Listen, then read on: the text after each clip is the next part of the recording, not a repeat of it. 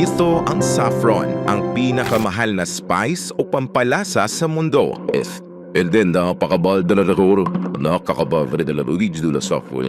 Alit sa Business Insider, ang 1 kilo ng totoong saffron ay nagtatahalaga ng mahigit $10,000 o nasa 580,000 pesos sa ating pera ngayon. Madalas itong tawagin bilang King of Spices at Red Gold dahil nga napakamahal. Pero paglilinaw lang po, hindi po ito yung madalas natin makita na inilalagay sa lubaw o arroz caldo. Yun po ay kasubha o safflower. Magkaiba po ang saffron at safflower. Ang napakagandang bulaklak na ito ang nagpuproduce ng saffron. Ang bulaklak ay tumutubo naman mula dito na parang sibuyas. Ito ay tinatawag na corms. Pero alam nyo ba, para makabuo ng 1 kilong saffron ay kailangan ng 150,000 o higit pang bulaklak. Sobrang dami niyan. Umaabot nga daw ng 40 hours na trabaho bago makabuo ng 1 kilo. Kapag dinurog at nilagay mo sa tubig ang saffron ay ganito ang kanyang magiging kulay. Malalaman mo daw kung pure at hindi peke ang isang saffron dahil kapag nilagyan mo ng malamig na tubig, hindi daw agad-agad kukulay ang tubig.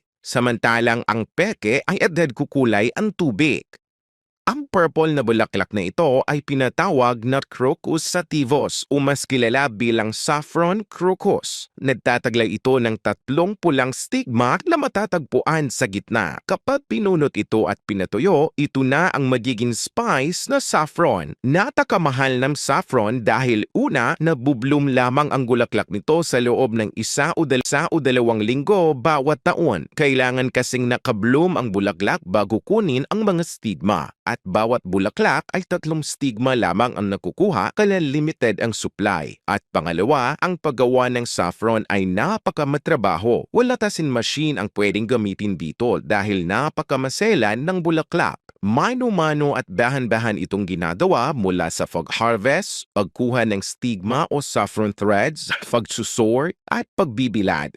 Merong 2 paraan ng pagkuha ng stigma. Pwedeng kamayin at pwede ring gamitan ng tweezers o sipit. Kailangan ring sa umaga mag-harvest ng bulaklak pagkasikat pa lang ng araw para ma-maintain ang quality nito. Ang saffron ay kinocultivate sa mga bansang Iran, India, Greece, Morocco, Spain at marami pang ibang bansa. Pero ayon sa Business Insider, 90% ng saffron sa mundo ay pinoproduce ng bansang Iran. Samantala, nagmula naman sa India ang itinuturing ng marami na may pinaka-best quality na saffron, ang Kashmir saffron. Noon pa man ay meron na talagang magandang reputasyon ang saffron. Ginagamit itong pangkulay ng damit, pabango at pampalasa ng pagkain. Ginagamit pa nga daw ito noon ni Alexander the Great bilang pampagaling sa kanyang mga sugat at hinahalo sa milk bath ni Cleopatra para mapanatili ang kanyang ganda. Ngayon, kahit mahal ay in demand pa rin ang saffron dahil sa pinaniniwalaang health benefits na nagbibigay nito. Nagtatagay daw ito ng antioxidants, nakatatulong pampababa ng blood pressure, pampaganda ng balat at buhok at para panglaban sa depression. Inagamit din daw ito bilang gamot sa menstrual problems, asthma at sexual dysfunction. Pwede itong inumin bilang tea o di kaya ay isahog sa mga pagkain. Nagtataglay ang saffron ng carotenoid pigment na pinatawag na crocin at ito ang nagbibigay sa kanya ng kulay at medicinal value. Ayon sa mga nakatikim na ng saffron, ang lasa daw nito ay mapait na matamis. Meron daw itong earthy flavor. Tayo ka-awesome, nakatikim na ba kayo ng saffron? This is your Ate O.